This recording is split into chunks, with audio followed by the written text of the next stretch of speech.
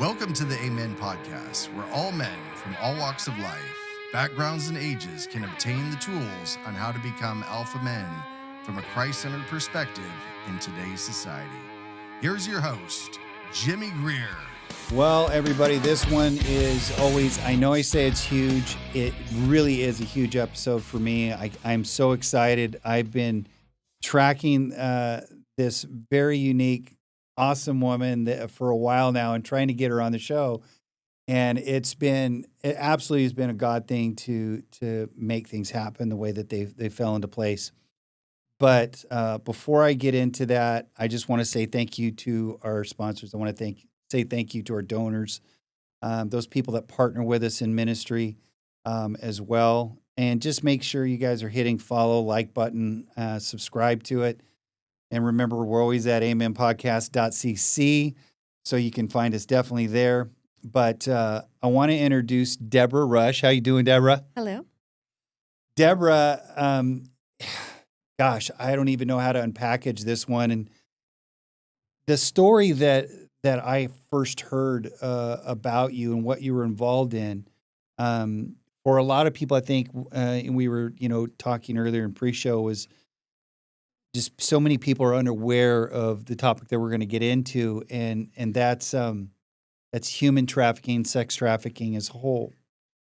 I think that there is a huge lack of awareness and attention that's just unfortunately not brought to the forefront for this.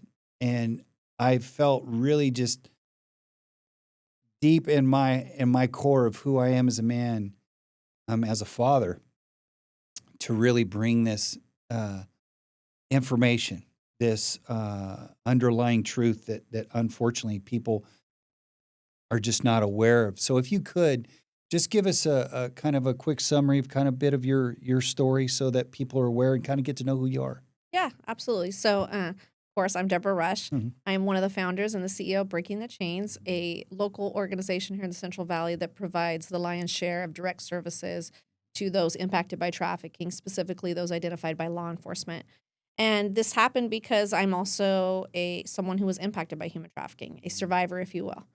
So in 1999, largely in part, I should say, because of a drug debt that my mother owed, I was lured out by a Southwest Fresno gang member and taken down to Los Angeles and very violently trafficked for several months. And at that time, there were no systems in place to really expose human trafficking or talking about human trafficking. And so there was really no way for me to get out, it seemed. And there was a Fresno police officer that I built a relationship with, if you will. Okay. Just the same as I probably could have with anybody else off the street, Sure. but he offered a next level, obviously, of protection. Mm-hmm. So I think I found some safety and some trust in what he had told me. Yeah. And I was able to make my escape. Wow. And ultimately, I was taken down to Northern California for my own safety. I was placed there with family so that we could kind of try and figure the situation out. Again, there were no systems in place to expose human trafficking. There were no task forces that were going after these people. I even had a very difficult time processing what had happened. I didn't have a strong understanding. I know that sounds crazy to say, wait, you were taken down to LA by a gang member. You don't know what happened. You weren't screaming kidnap, right? And that's really where the rub is, right? Is understanding that human trafficking is very complex and complicated. And I think as we were talking, prior to this episode, is that it's really important for people to understand that human trafficking really does vary region to region. Right. And as I was explaining, it looks very different, obviously, in California than it does in South America or North Korea or Thailand or some of these other places. But it also looks very different than what it would look like in, rural Utah. Right. Or down in New York or even in Mississippi. Right. And it's very, very important to understand those complexities. And the best way that I can describe that as I bounce back into my story here shortly is to understand that if you look at specifically the sex trade as a room, what is happening within the confines of that dark room when the door shuts is just as tragic and decrepit and horrific as you could think, right? As you could imagine, in every country, in rural Utah, here in the central San Joaquin Valley. But the means by which individuals are going through that door or how they are brought to that door looks very, very different. And I think that's the complexities that we must understand in order to be able to identify human trafficking effectively and get involved and really be able to address this as a whole. Correct. So for me, this is not something that's only impacted me. So my mother, who obviously had a drug habit, had been involved in the sex trade since the late 60s, early 70s. Right. So this is something that had impacted her life very, very young. My mother was a abused child, severely abused child, who was thrusted into a very broken foster care system. And by the time she was 12, 13 years old, she found herself out in the streets trying to get away from abuse that was now happening at the hands of the people who were supposed to care for her through the state. Was she here in Fresno or She was abroad? actually from the Bay Area. Bay Area, okay. So my mother ultimately ended up moving down to this area where I am from. But yeah, as a child, that's where she's from. She's up from by Martinez, Benicia, All right. Hayward, Concord, that area. And it was, she was out. And for her, I think it looked a lot more like what we often refer to as survival sex rather than human trafficking as we know it today. What does that look like? Because I'm not even aware of that. Right. Yeah. What does that look like? That's a term that's hard for me to really kind of unwrap. Kind of unwrap, only because I don't really believe there's survival sex. But we'll use that because I know a lot of people might be more familiar with that. It's a common term. Right. It's a common term. To me, it's still sex trafficking. Yeah. Right. If you take advantage of a vulnerable child or individual that's in that circumstance for your own terrible pleasures. Right, because they need to eat, because they need a place to sleep, or they need some sort, monies. Okay, that's not survival sex. That's trafficking. Yeah, right. On any scale, I don't entrapment, care. basically. That's entrapment, right? That's just terrible. Yeah. And so, but for her, if you imagine yourself, you're 13 years old. Mm-hmm. Again, we're talking late 60s, early 70s, or mid 60s, late 60s. Okay. I need to do the math on that, but so you're 13 years old. You're out there in the streets. You can't go get a job. You have nowhere to go. You have all these core vulnerabilities that are already present. You're beautiful. You're young and vulnerable. It's very easy for the next step in this process to kind of come about. And so my understanding, and my mother passed away in 2017, so I can't really get any more nitty-gritty details from her, is that that's when she met my oldest sister's father, who was considerably older than her. Okay. And so we now know that he was a pedophile. Unfortunately, my sister ended up severely abused at his hands as well. And so when my mother was young, very similar to what we see in trafficking, right? Yeah. I think pedophiles and traffickers have a lot in common. Yeah. They really, really do. Yeah. They coax their victims. They know what their vulnerabilities are, and they begin to play into those. And there's a manipulation that occurs, and they begin to make them feel like they're engaging in this behavior, or that this is something that they want or that they've brought on. And I think this is really important also for us to identify when we start talking about what we're seeing across the nation here when we talk about sex trafficking, a huge portion of what we're seeing, right? This manipulation. And so he provided her a place to stay. He provided her love and adornment, something she had never had. And then when you factor in, and this is also so common in what we're seeing, that my mother had been through severe physical, emotional, and sexual abuse as a child.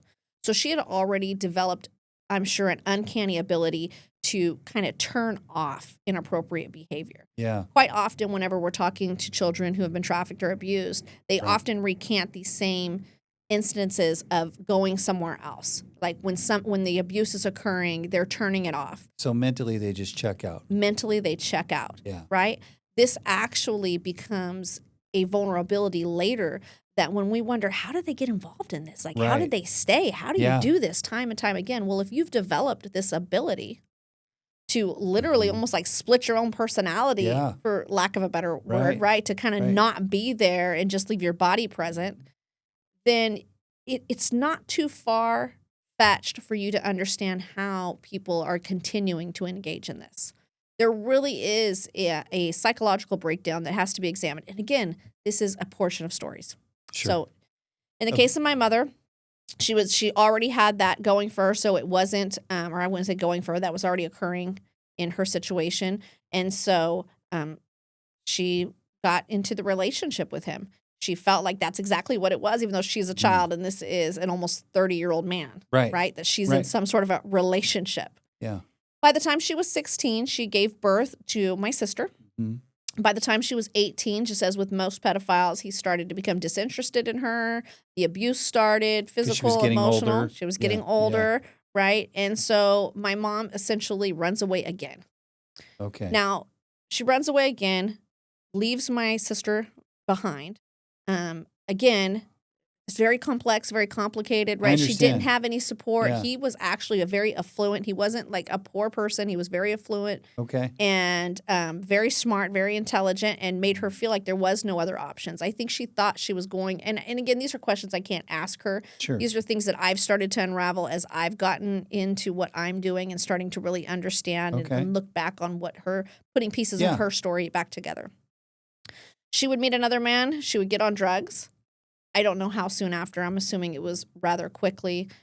She would get into that relationship. She would end up serving a prison sentence, committing some crimes, just get strung out, and just her life cycle would snowball. Yeah. She would give birth to another child, my second sister. Okay.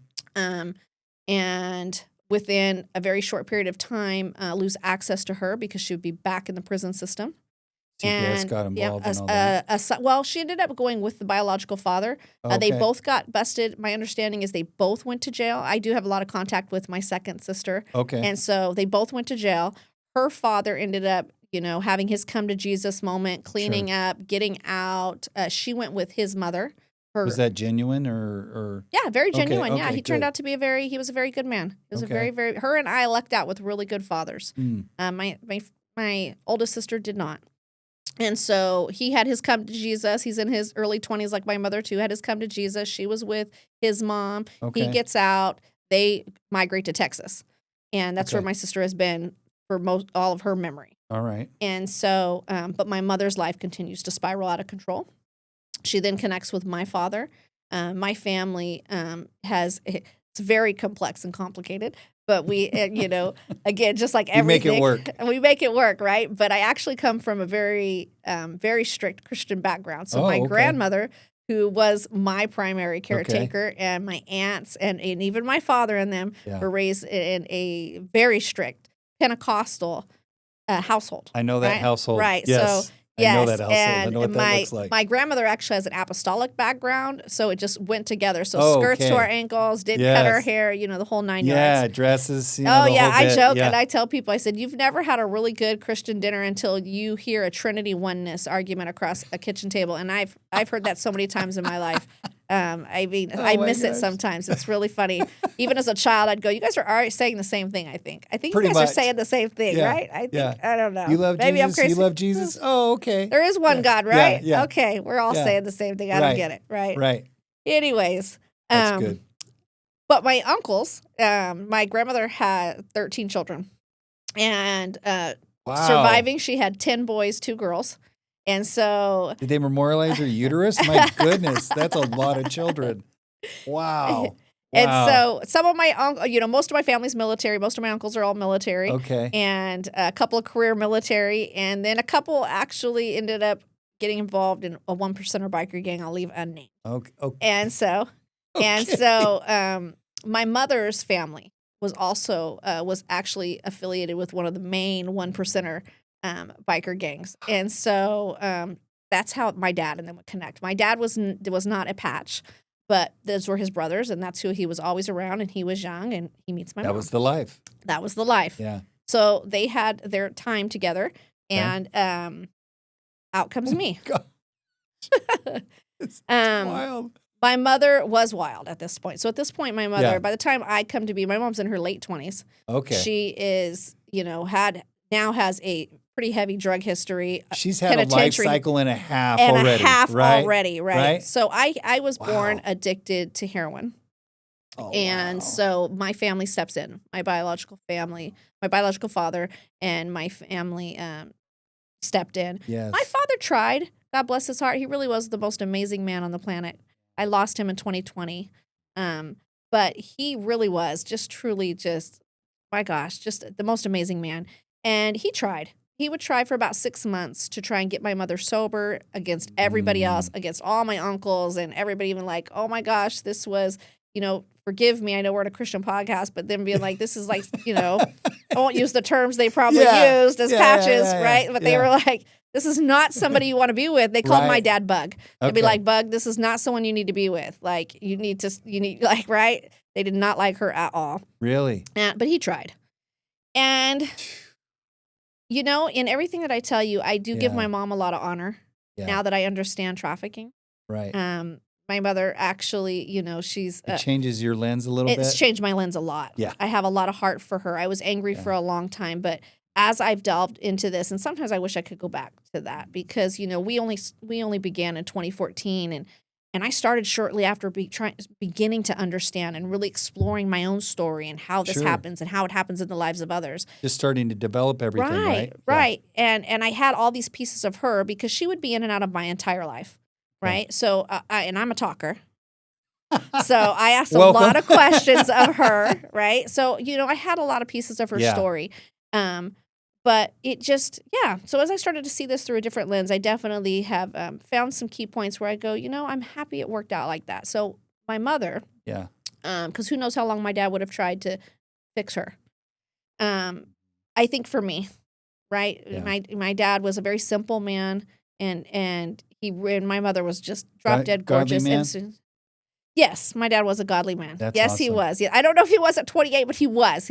All my family, all of my uncles, everybody came to know Jesus before they passed and all that, but they knew him before. Yeah. I think some of them just had a wild side a little bit longer. Like most of us Christian kids, they were all pew kids. So is it like they're about mid 70s right now, somewhere around there? Yes, oh, good. Oh gosh. My father passed away at 65. Okay. In 2020, he was the baby. My father was the youngest of everyone. Now you see the protection, right? Yeah. He was also he was the last on the rung.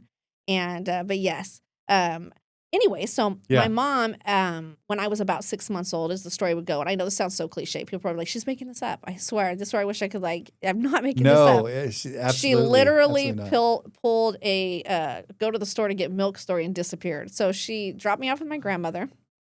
And my grandmother lived only a house down from them.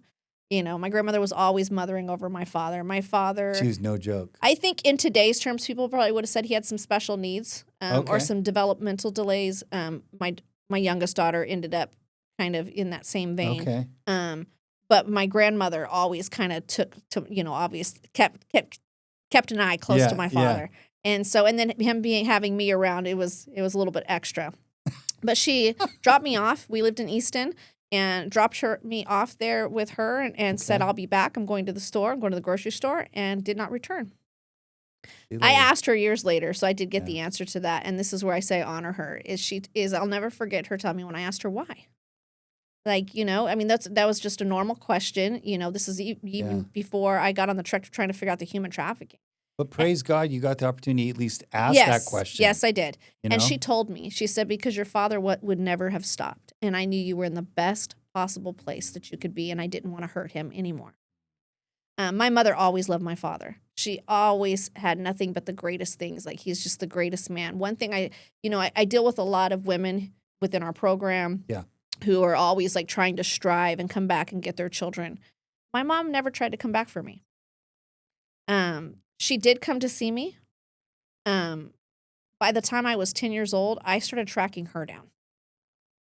I still know, and somebody out here could look this up. Let's see if I'm right. The old number to the Fresno County Jail was 488-3031. Okay. Do you know the only other number I know is my husband's phone number and my phone number right now off the top of my head?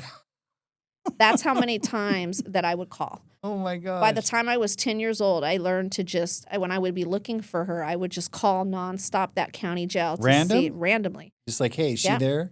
Yeah, because back then you would have to call. It wasn't like now where you get on a computer. You would call. You would need a name and birth date. Okay. And they would let you know if they were in custody or not. Right. And so she was in and out of custody so much because she was career prison and parole. It wasn't like the laws now. So once you were on parole then, she was just always on parole. Was it just like, breaking and entering, just random stuff? My mom had some pretty significant cases, but most of them were fraud related. Okay. My mom was very intelligent. My mom actually went to school when she was with the the gentleman when my sister was young. Yeah. And my mom, that's where I have a lot of my mom's characteristics. My mom's very sharp. She was very sharp. Wow. And so, but the fraud was her thing. So white collar a lot crime of was her thing. yeah, white collar crime. So Yeah. she was that person that was, cashing checks. And I know we had the famous fish company here. Yes. If anybody sees this, they're going to be like, oh my gosh, go Yeah. back. In the 80s, she embezzled like $80,000 from them. And so Wow. she did some time over that. There was a jewelry store thing where she went in and did like the whole faking to look at something and took like some major diamond necklaces. And so, but her controlling case. So back then, your controlling case would kind of keep you in prison. Right. Right. It wasn't like now we slap people on the Your hands. big case. Yeah. So she had a controlling case, and then she had parole, and then she was constantly absconding, is what they called it. Absconding is like not turning yourself into your parole agent. Okay. Look at we don't even use these terms anymore. This Yeah, is yeah, how yeah. I know Right, because right. I remember the charges she would have. Right. She would constantly be absconding, and then they would catch her, and then she would go back for like 6 months to a year, and then it's like her parole time would stop, or she would commit another crime, and she was never really out. So she was just backlogging her time is what she's doing. All the time. Yeah. I can't really remember a time in my childhood that my mother was out for longer than 6 months, maybe a year. I think a year was like pretty solid for her. Okay. So yeah. Anyways, she had told me that that's why she left me there, that my father was a good man and I was in the best possible care. And that, again, putting this back together now, Yeah. she had already lost 2 children. She'd never Okay. been a mother, Yeah. and so not really. Yeah. And so Traditionally, from that Yeah. perspective and lens. So, because I remember times when I would cry and be like, even young, whenever because there's a big gap from about 4 years old to about 10 when I don't see her. Okay. I don't see her at all. And so after about 10, whenever I remember her like coming back into my life, that's whenever a lot of these questions would start popping up again and again. We would talk these through, and she was just always very matter of fact about it. You're in the best possible place you could be. Well, we're going to take a quick break, but when we come back, we want to talk about the fact that she just really didn't get that opportunity to be that traditional lens of a mother, and we'll pick up from there, okay? Are you ready to become the strongest version of yourself, Alpha Men? Meet Paul Watson, a military veteran. Paul knows the importance of physical fitness, mental and physical toughness, and the role it plays in one's overall health and well-being. That's why I'm proud to recommend Warrior Fitness, a fitness program designed to help you become the strongest version of yourself. Whether you're looking for elite military selection training, including endurance and strength training, group classes, individualized training, and personalized diet plan development, we're here to help you achieve your fitness goals. Our experienced trainers understand the value of hard work and perseverance, and they will work with you to push your limits and achieve new heights. Join our community of warriors and take on a new challenge that will help you to build strength, increase your endurance, and improve your overall health. With Warrior Fitness, you'll discover a new sense of discipline, resilience, and pride. Sign up today and let's take on the challenge together. Check them out at their Fresno location at 8039 North Cedar Avenue, Fresno, California, 93720, or on the web on Instagram and Facebook, or if you want to just give them a call, go ahead, 559-242-2570. Stay alpha. All right, everybody. Welcome back. We've taken our break, and we're here with Debra Rush, of course, and we were talking about how your mother really just didn't get that opportunity to be the actual mom that, which most people would consider traditional in that sense because of the circumstances, everything in life that she had been handed to. So if you want to jump quickly back into that. Yeah, and I'll kind of wrap through that. It's just, I think it's really important to see where this cycle begins. Okay. Right? Because a lot of what we see in trafficking, and specifically in my life, if you want to know about my story, is that generational trafficking. So there's that gang aspect that came into my life, but there's that generational. Sure. So my mother being involved in the sex trade, somewhere it always lingered in the back of my life. I was always seeing it. She was provocatively dressed. I tell people, the woman that passed away in 2017 who had been addicted to drugs for years and years and years, it's like the faces of meth. I love her, God rest her soul, but it really was. But my mother was like a Irish Kardashian. Really? Really. I don't hold a candle. Was she a ginger? She was a ginger. Okay. Yes. All right. And so my mother was really just very beautiful. And so she really knew how to work a room, if Utilize you her will. talents. Let's call Utilize it her that. talents. And so Yes. that's something that I always seen. And I think Okay. that it's really important to understand that grooming process within vulnerable communities, right? We're Sure. wondering, how do these guys become traffickers? How do Right. men become buyers? How do girls become vulnerable? Right. And so for me, and again, back in my story, is I think there was always this grooming that was kind of happening on the back end, Okay. where I was seeing her, I kind of glamorized her and her lifestyle. Really? Because Okay. I don't see what happens on the other side of that door.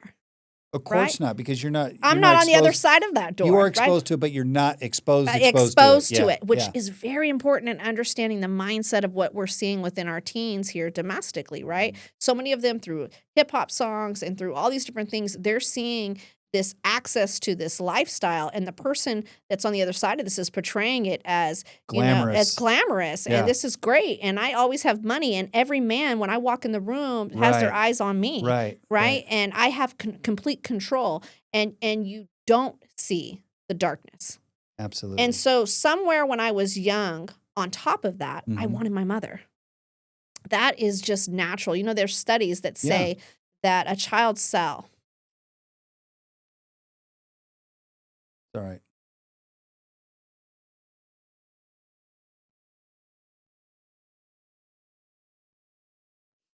live within their mother, within their brain, within who they are forever. And so it really builds this bond, not only mother to child, but child to mother. And I think I always wanted that. And so I always wanted to just see the best in everything that she did.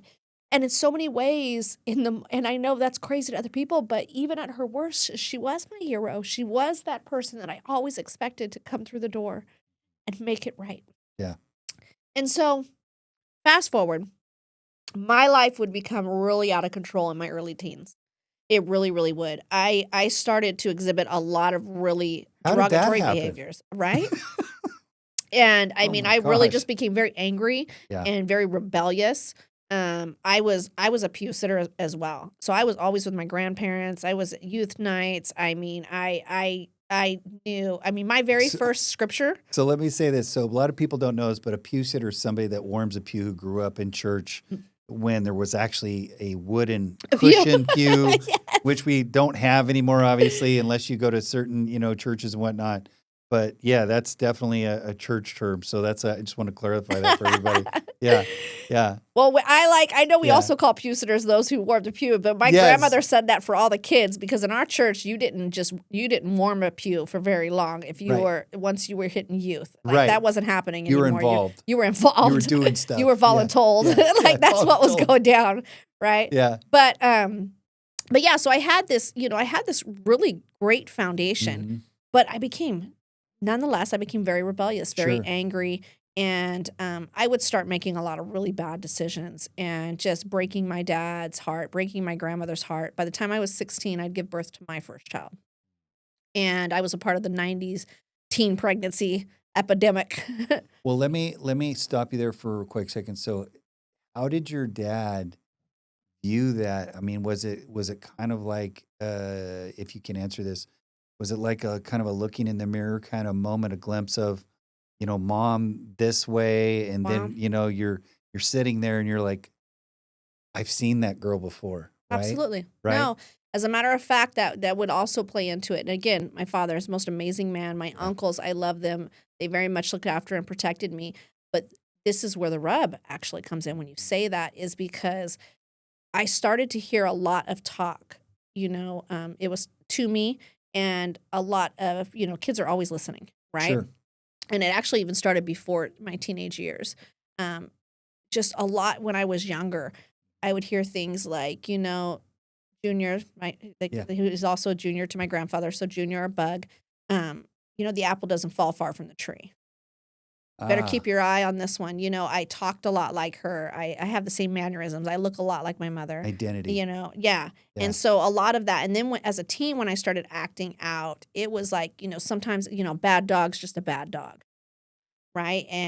And so this developed a mentality that would actually lead to, by the time I was 18 years old, what my father essentially allowed me to leave into the mess that I was creating. And so I still remember the night whenever I was gonna go somewhere and it was late at night and I was taking my son with me. And I still remember him as I went to open the front door, him just reaching across the top of me. There wasn't even a lot of words. And he just shut the door and grabbed my son and put my son to the side of him and then opened the door again.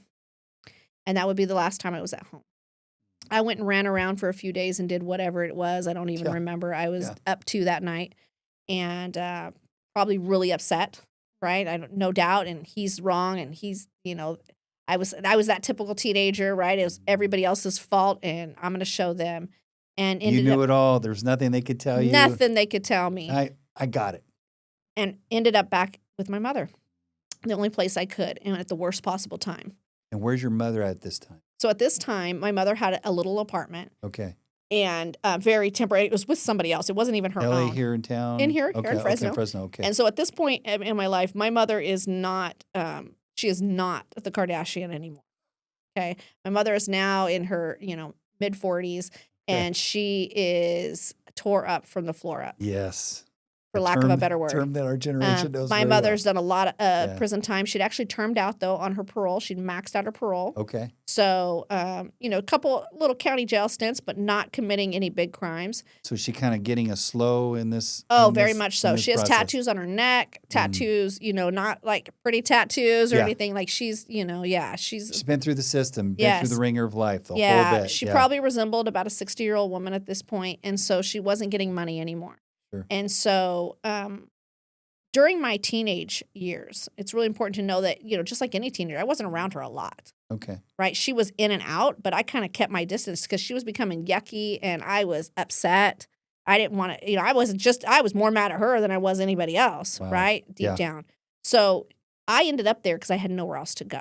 Okay. And I still remember one of the first mornings when I start to see the other side of that. Wow. Okay. And my mother would wake up and she would just be shaking and trembling, vomiting out both ends. She's detoxing just because she doesn't have the She's drugs just in the waking up. system? My Okay. mother's day average at this point, my mother would wake up to go to the methadone clinic. She would then be met by, later in the morning, by a Hispanic gentleman to get her black. And then followed up with another call. This would literally be the routine. Followed up with another call, which would usually be, a gang member who would come to bring her crack cocaine. And somewhere in between, if she didn't already have a King Cobra in the fridge, there would be a King Cobra that would be involved. And that was her all day, every day. That's her, it. That was all her day. meal plan. That was her meal plan for the day. And so to see my mother just so violently ill, and I mean, it's like if you haven't seen anybody detoxing, and we're talking just the heroin and the alcohol alone. Alcohol alone will kill you, right? Is tragic. And then, the crack was just to like be able to operate through the day, I guess. Yeah. Or coke, whichever one she could get her hands on. Yeah. And so what I remember is whenever the gang member who brought the crack cocaine came, is the way that he approached the situation, looking back, was very methodical. Okay. And so he praised me for taking care of my mother. Really? And I don't know, maybe the first couple times, I paid. I don't know, I paid for it. I had actually started dancing, doing some topless dancing, some other dancing, through the paper, because back then you could just pick up the paper and pull up an ad. Again, the grooming had already occurred. In my mind, I wasn't my mother. I wasn't doing that. Nobody was touching me, so I was okay. Okay. My mother was actually the one who initially suggested the paper ads. Really? To be there, Goodness she sakes. could barely take care of herself. And so, I couldn't be there if I couldn't also take care of myself. So basically, you were a package deal, your lifestyle and what she was trying to, maybe she didn't realize that she was promoting in your life. You thinking that it's okay and that this is how we're going to get by, right? Right.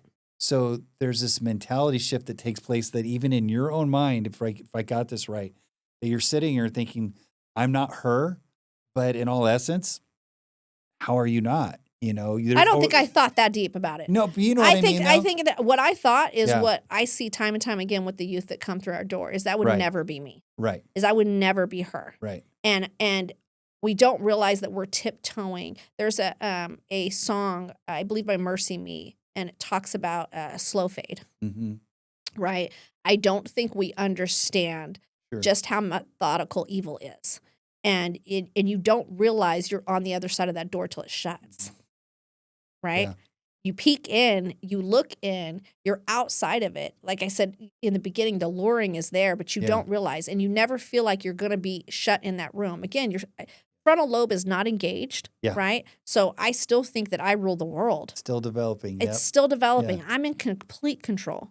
And again, because I'm not having sex for money and I'm not doing these things, I'm Sure. not her, Sure. right? So anyways, and I didn't really want to do the dancing or the stripping, but again, I couldn't go home. Circumstance. I'm not even just that I couldn't. I think if I would have I know if I would have humbled myself and been like, Dad, I'm going to do it, I You couldn't. would have shook everything. I had and too said, much "Hey." ego. I had Okay. too much ego, too much Pride, pride. I yeah. was too upset. I wasn't going home, Sure. right? I was going to go out and make this work. And I don't remember that exact conversation, but I know that, that's where the direction came is this Right. is one way. I would never want you, like it almost came up like in a secondary conversation. Okay. And then I was like, oh, aha, I could do that. Done. Right. So anyways, I had paid for it a few times and for her, got her Okay. well. And that's what we call get her well for the day. Yeah. And so, but I remember that first time he pulled up and he started to talk to me. And again, what the conversation was, this is 25 years ago, Sure. right? Is he hands me the bag of drugs. And he also, in that same handshake is a wad of cash.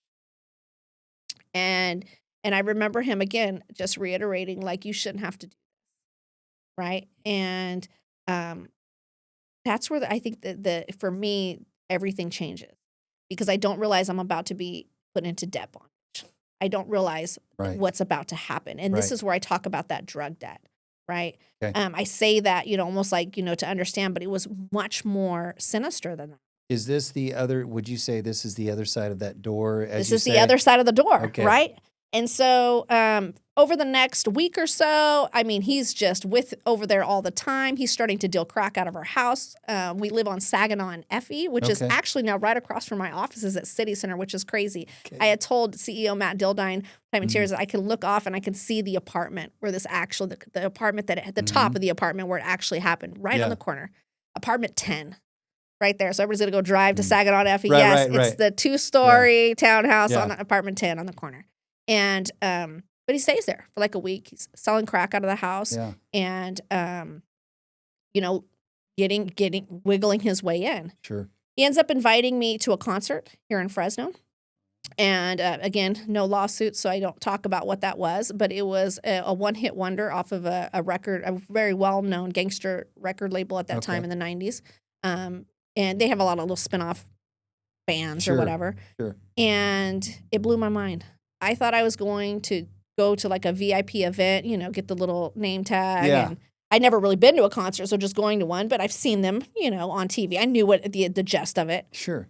But when I got taken in through the underneath where the buses were and actually got to like meet actual band or the group. The group. And yeah. and see he was interacting with these guys, like if he walked in and knew you, like, what's up, Yeah. Jimmy? Like Yeah.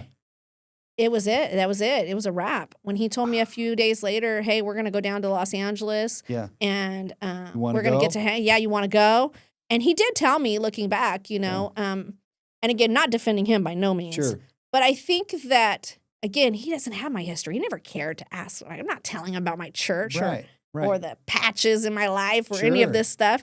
He's, thinking I'm the daughter of a prostitute. I know the game. And I think this is important for us to understand. And I think even for my mom is at this time, there was a crazy shift that had happened that most people weren't even aware of. My mother wasn't even aware. Like See- what kind of shift was it? This was a place where, gangs prior to this, we know about mob times, but Sure. your gangs, your street level gangs. Your 80s, 90s gangs. You're right. Yeah. Were not involved in human trafficking. Yeah. They were not. Drug. Oh, no. Yeah. I actually had, and shameless plug, get my book, A Cry of the Heart, right? I was asking Matt, does she Nelson have will a book? become Okay. everybody's hero, but he really was a bad guy, Yeah. but, had a special place. Where can We just go ahead and changed all the plug it. names, so just if it's really whitewashed, I didn't write it myself. Yeah. Another author did. I Yeah. love what she did. Thank you, Penelope. So the names Yeah. are changed to protect the innocent. Where can they get it though? Is it on Amazon. Go Is to it on Amazon. You Okay. can get the book. Okay, good. But really, but gangs, right, back then it was like a big no-no, Right. right? Like pimps and gangbangers, they called it pimps and doughboys Yeah, didn't yeah. run together. Yeah. But the war on drugs really ushered in this movement. Gangs operate just like a business, profit and loss, risk and benefit. And so gangs realized you could sell a bag of drugs one time Right. with high consequence, high risk, right? Or you can sell a person over and over again with no consequences and little risk. And so the transition happened. And so I'm sure my mother had no idea. And I also don't think he realized I was as green because again, I'm not portraying. I So he's know, just I assuming at know this point. teen me, Yeah. right? I'm still like I'm in charge. Right. I get it. Right. My mom was known in the streets. She had a name for herself, even though she's all decrepit. So like Didn't this matter. is they called her Big Debbie. I was called Little Debbie. So they're like, this is the daughter of Big Debbie. Like, come on, let's go Wow. to L.A. Right? How tall was your mother? My mother was not big at all. My mother's No. maybe 5'6". I'm smaller than her. But they call it big. Yeah. It's a street thing. I It's a get street it. thing. I get it. And so I think he really believed that that's what was happening. Okay. And so when he told me you're going to go down, you can help me. And I don't remember his exact words, but you're going to entertain some people. I was like, That was the absolutely. lure. That was the lure. I wasn't hearing anything other than we just got to be like, yes. Yes. When do we leave? Right? Yeah. And we're going to come back with Right. $25,000. Sure. He had given me a number that we're coming back with. This is going to be yours. We're going to get your What? kid back, get you into school. I'm like, yes. Promise City. Yeah. Let's go. Yeah. And so I don't like to jump into that area. Sorry, I'm going to leave you guys hanging, get the book. That's what it's But for. it was terrible, right? This was not my boyfriend. Shortly upon arriving there, because I do share this part a little bit more, is, I still remember walking into that hotel room and, the condoms getting tossed on the bed and him beginning to tell me what was about to happen next and me trying to back out of that and him telling me, this is pimping, B. You got me effed up. Your mama owes me way too much. You and your mama owe me way too much mother effing money to be playing with me. And I'm in a room with him and about 4 other guys. Yeah. And I went through what they call the breaking process. Oh. And so it's physical, it's emotional. I'm on the other side of the door and it's locked. Yeah. So now the door has locked. And so, so several months later, through some crazy stuff, I was able to find my way out. I was being trafficked at this point up and down the state of California, and I had got to a place where I had become so psychologically broken. There was no fear of me running anymore. I had attempted to leave a few times, and Right. and it ended very badly for me. And so I actually was able to come back to Fresno. So there's a realization at this point that you're not just stuck, but you're choosing to be stuck at that point. Do I have that right? Or So I tell people that it's really important to understand that Okay. that most individuals in domestic sex trafficking, gang-based trafficking, make a choice. okay, I would agree with that. right? But none of them want this. No, It's understand, and not I at think all. that's what Elizabeth Smart, another shameless plug, come Mhm. see our luncheon, is really brings to the table. And I'll put a pin in what I'm saying is when you understand Elizabeth Smart, you understand her story. A 14-year-old that was taken by a complete stranger out of her bed, right? Yeah. Held for months, right? Ultimately rescued because a person comes up and approaches her and says, "Hey, are you Elizabeth Smart?" And she responds, "If thou say it." Yeah, If thou saith, Yeah. right? yeah, What people don't realize is that Elizabeth was seen with, it could have been seen within the community many times. Now, it's not like they took her out of her bed and just ran off with her, the next day had her at a Walmart, right, right? There was a process, but there is a psychological component that happens when you've been put through the most, and for me, this was just my story. I'm not saying this happens, but Sure. for me, the breaking process that I went through was brutal. And again, I don't really want to go into that. We don't And have so to. it was brutal. Yeah. And so there wasn't a task force for me to turn to. There wasn't human trafficking awareness signs. I had heard that sometimes a bad dog is just a bad dog. The apple don't fall far from the tree. I had already been stripping. So this I is had already in been the warned. mindset. I had been warned Yeah. so many times to stay away from my mother. Yeah. I had been told with as much as they loved me that I was just like her and that this was just in my DNA. He had asked me, do I want to? I did accept that money. What am I, stupid? Yeah. Right? I did. This is where the debt bondage. So where do I turn to? Right. Right? At this point, and that's another, I think, a big psychological factor. I know when I look back, I knew that word had already gotten out. I had ran into people. So now I know for sure my family knows that I'm out walking a strip in Los Angeles. Wow. I don't think people understand the shame, the embarrassment, and the confusion, the state of mind that I was in. So now it's no longer am I captive by who's going to beat me up. Right. I'm held by invisible chains. Yeah. There's nowhere to turn that I felt like I could turn to. And I think that's the most important part of, regardless, like I said, of how my walk to that room Yeah. when that door shut looks a lot different than many other girls' stories. So right? would you say that that component of, some would say breaking, but it's a dehumanizing because they have to separate Yes, that person, absolutely. right? Absolutely. Absolutely. Everything that they do is very methodical. Moving them out of and that happens. That's very common. An individual going to another city or state to do that. That's isolating you from any place of comfortability, making you a little bit more comfortable with your situation. Right. But ultimately, so there was a police officer, a rookie police officer here in Fresno. We had returned to Fresno. We were out on Parkway, and that I was running into. And this is where I say that, anybody can get involved. When there's a call to action, this is, Sure. Yes, for me, it was somebody, because this was such, for me, I was in a very gang-embedded trafficking situation. I think now that we have Sean Diddy Combs coming out, I think people are starting, this might have sounded crazy to some people. I know for sure when I had told the stories before, people were like, what? Now people are like, wait, what? Like, yeah, like when you talk about people who are really connected, I mean, there was a council member I was trafficked to. There was law enforcement in Los Angeles, in Salinas. I mean, I was put in the back of cars with badged officers. Like, I didn't know where to turn, right? When I say I'm not safe, I didn't know where to go or who to turn to, right? Yeah. And so for the first time, it felt like somebody looked at me. I'll never forget David. Yeah. Yeah. It never, I'll never forget those blue eyes, like looking me in my eye. And it's just, and he is a Christian and a man of God and just an angel to me. And for the first time, it felt like somebody actually cared. Right. Like, I don't know how to explain it, but you just know this genuineness. And he just was very simple and just was like, if there's, how can I help you? And I remember him asking me real questions like, where are you from? Like, where did you go to school? What do you like to do? Is there something else you could do? Like, he was really concerned about me. He wasn't trying to figure out how he could get to me or my body. I didn't see lust in his eyes. I didn't see He was just disgust. trying to give options to you. Yeah, there was no disgust. There was no judgment. There was no lust. This was total opposite of anything I was experiencing in this world, And how did that look for you? Because I know that people, when they, there's people that obviously they trauma bond, but that's not the case for your situation. But they identify so much with dysfunction and brokenness that for them to see that, outside of what their norm is, what did that look like for you?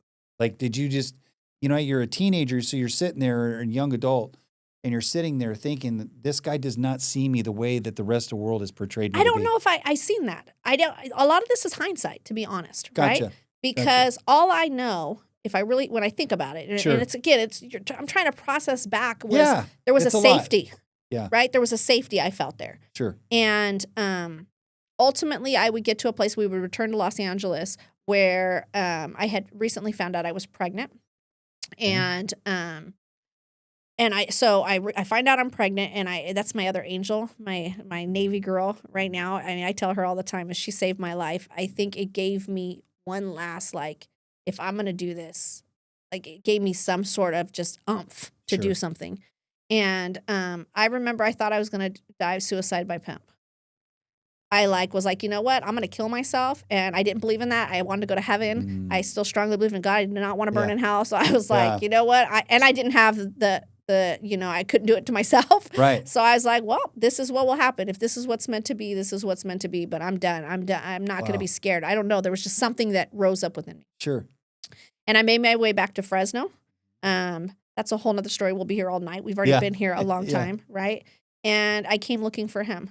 Wow. And so that was my way out. And that should have been the end of the story, but it wasn't. Yeah.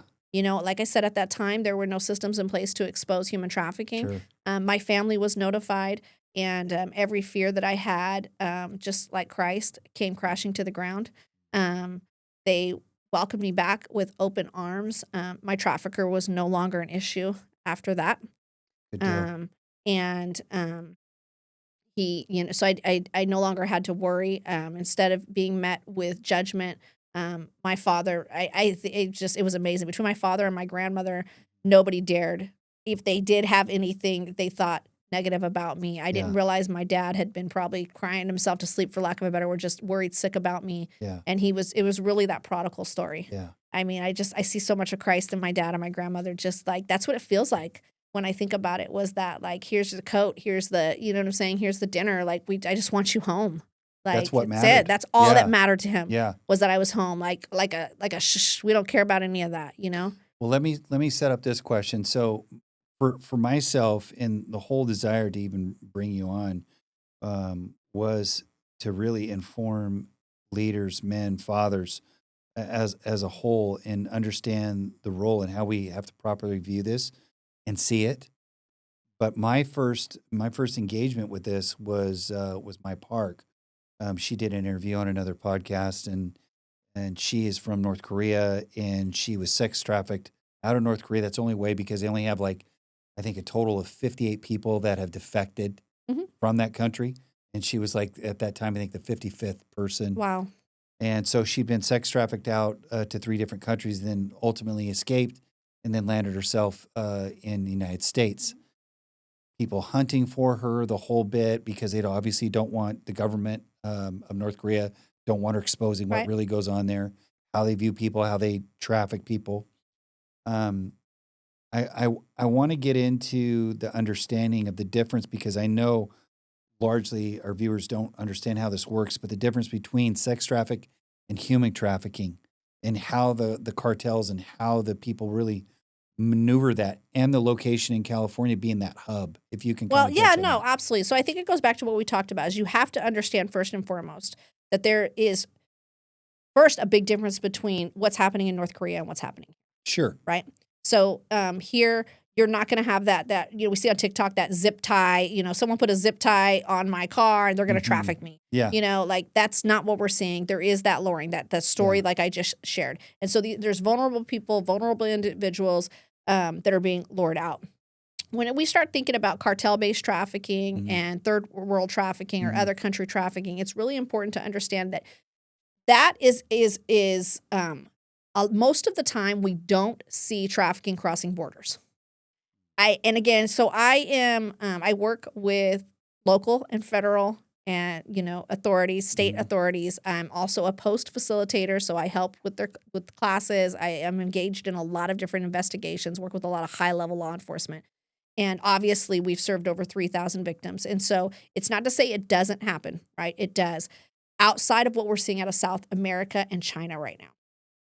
Okay? So it's really important to understand that traffickers, again, operate like business. It's all about profit and loss, risk and benefit. Right. And when you have enough of your own people within your own country, which is probably why they wanted to keep what was happening in North Korea in North Korea, then you're going to just continue to make money there. Right. You raise the risk when you start trying to move people over international borders, You because bring you're bringing eyes to it. You're bringing them through TSA. You're bringing all these things. That's just not as likely to occur. So you have to understand there still is a coercion factor. Okay. Hence China and South America. Right. So in places like China, I like to use, for example, is the culture there. Women are incredibly devalued. Being a part of the sex trade is actually honoring to your family. Really? Really. Wow. Right? So when you think about a culture that comes from where women are not valued at all, You're just there to procreate and be a concubine, if you will. Yeah. There is to be able to come here and be able to work in a brothel and make money and send that money back home. It's not frowned upon. It's not shameful. It's celebrated. It's on some level, You know what I right? mean? For like, Yeah. you're right. Not in And a healthy so way, it's not obviously, the yeah. way we look at it. It's Yeah. not. They're not. This isn't P. Diddy trafficking. This Yeah. isn't what I'm describing. Right. This is, and it really is very hard for us as a victim service agencies or even for law enforcement to be able to crack some of these because you need victim cooperation. Which is hard So to get. often, very hard Yeah. to get. I mean, we work with a huge Mandarin population here in the Central San Joaquin Valley. We have a huge Mandarin issue with specifically sex trafficking and human trafficking here Really? within our massage industries, our cannabis industry, these type of things. And it's really important to understand that it's very hard to really get across that line because when they come here, they do have a better life, right? For them, Yeah. they probably think Yeah. I'm a wimp. Right. Right? What are you crying right. about? Like Right. you're crying about being trafficked. You should Yeah. be happy. Yeah. I heard you're making $5,000 and we're Right. staying at the Right. Ritz-Carlton in Hollywood. Right. Shut up, Right. girl. Your life was Right. great, right? Right. I was being, and that to me, like that's I make no mistake. Yeah. I don't want to minimize anybody's story out there. So disclaimer, I don't want Yeah. any survivors write later and be like, our story is just as bad. You're right. Right? But what you see coming out of some of these other countries, I mean, I think I couldn't even imagine, right? We're Right. talking, we know that, you go into some of these Thailand brothels, and I work with missionaries who've been through some of these districts, and where you have 3-year-olds coming up to you in brothel type environments. Wow. It's disgusting for me to even think about. Wow. So it's a lot different, right? Your cartel-based trafficking. There's another. So we could be here all night talking. Sure. That's what I'm saying. I mean, when we talk about polygamy Yeah. of Utah, what's happening in there, right? It's very complex. That's what I'm saying. When I was Yeah. telling you in the beginning is Yeah. understanding that it varies region to region. So your Yes. cartel-based trafficking, when we start talking about immigration and what's happening here, Mhm. it's important to understand that authorities can get involved here on this end, and they could rescue, right? We use that term loosely, Sure. rescue somebody from this environment. But cartel still has their hands all over their family in that other country. The same with China. Like how do That's you the maneuver leverage that? that they use. That's the leverage, Yeah. right? It's not as cut and dry to get the cooperation. Mhm. And when we understand that what people are fleeing from or why they're coming here, so. I think it is very important, and I'm not going to make your TV show political, that we do understand that You it's can make very it political all you want. Oh, We I- don't care. yeah. We're good with it. So Yeah. is really understanding that, closing our borders right now but also processing people appropriately is very, very important. And it's complicated because we've left them open for so long. And so we've essentially, like with fentanyl, but also with trafficking, we've allowed things to kind of just have a free for all. And again, it's not as cut and dry just as it is domestically as with most victims. I mean, as we get ready, because I will have to wrap up soon. Yeah. I know I talked forever. No. It's I know good. you said you It's wanted to good. hear a lot No, about stories, it's so I good. went there. It's But good. it is important to understand that the chains, not to be cliche, right, that are holding them there look very different, Oh, that's real. and they're very invisible, but they're very real. Yeah. Right, and it's very individualized, and so again, you have to understand: is there debt bondage? Is there somebody who is potentially holding somebody's family? Right? What are the factors? Are there cultural issues that are present that are leaving them more vulnerable or more susceptible or more accepting of what's happening?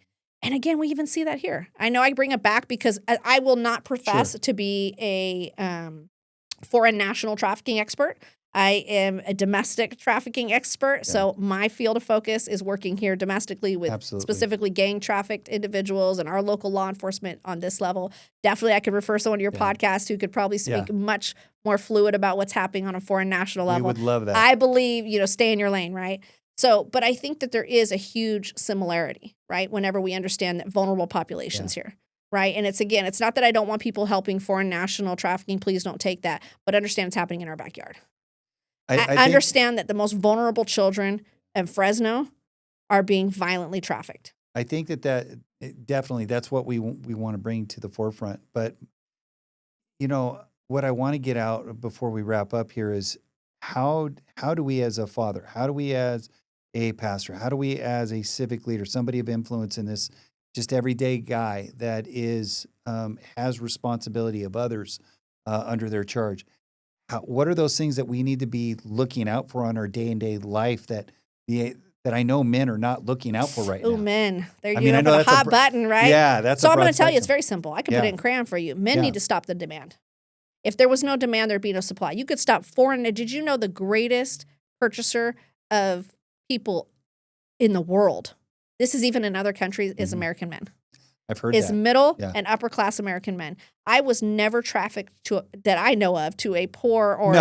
like I No, wasn't 'cause you meeting can't people in afford the it. back of the car that they lived in, Right. to Right. turn dates. I mean, Yeah. maybe if I was, trying to get a $2 hit, but I was never in that place. Sure. The majority of trafficking is happening. The Middle and people upper that I class. seen were judges, police officers, pastors, school teachers, husbands. Like that's real. And Yeah. that's what gets me. I mean, I'm going to get really fired up. I love That's Senator fine. Shannon Do it. Grove when it comes to that because that's what hurts.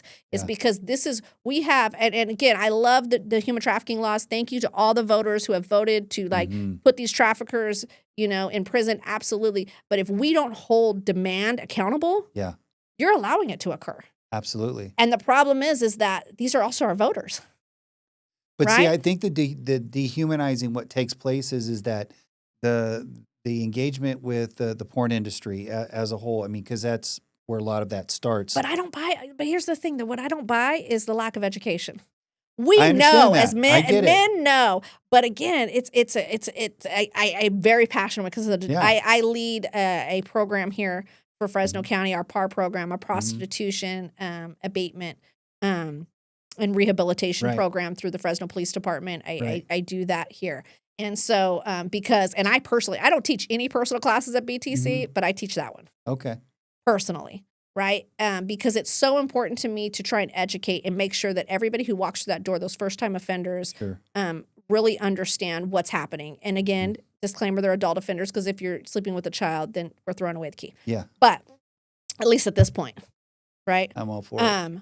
But I mean, it's really important. Like we have to get involved with legislation. Senator Shannon Grove is Shannon, really if you're does. listening, Yes. you're Oh, totally she knows. invited to She's come my on the hero. show. She's I my love hero. her. She knows Such that. a neat lady. And is really important, right? We need to start talking about legislation around this because, again, if you eliminate demand, then we're going to eliminate supply. Yeah. These gangs are operating like businesses. These cartels, these people can bring in 100%. foreign national. Every 100%. one of them, they're selling people because there's a profit. We need to stop allowing our women and children to be sold. I've said the same thing about the drug industry. Is like you don't blame the other country. Blame the demand. The demand is the problem. You got to cut it off at the root. Right. And again, sex is like a drug for a lot Absolutely. of men. They're absolutely addicted to it. And what's scary, an though, like addiction. I said, is whenever you look at the people who are in power, who are making the decisions, the voting public, I see it. I watch it. I look Yeah. in the eyes of legislators when I'm in D.C., when I'm at the state capitol, of male legislators. I'm going to be very transparent. Or even other female legislators who know who their voting public is. And they're like, Right. whoa, what are we talking about here? Yeah. Can we let's just lock all the pimps up. Everybody's getting life that pimps a girl. Let's throw a Band-Aid on it, see what happens. Yeah, let's just do that, Yeah. right? And I'm like, I'm all for that. Right. Don't get me wrong. I Right. fought hard to get to that place. But we also have to hold people accountable. There needs to be, I mean, it's a 100%. slap on the wrist. Yeah. So, yeah. I agree. That's what men need to do. We need to start having those conversations. We Yeah. need to really, really lean into that space. I think having more open conversations about pornography, Right. purity, Right. really trying to find places to really talk about these taboo addictions that nobody's talking about, that we've passed down from generation to generation, Right. dad to son, that this is okay and acceptable is that's the conversation that needs to start. And then as far as what you need to look for red flags for parents, and that's mothers, fathers, grandparents, is really looking at the vulnerabilities within your children and monitoring online platforms right now. Absolutely. We hold our children's hands when they cross the street. You would not let a stranger walk into your front yard and just talk to your child and not ask a few questions. So why are you doing it online? Yeah. Pop open that screen and it's free Right. for all. Yep. Yeah. Absolutely. Wow.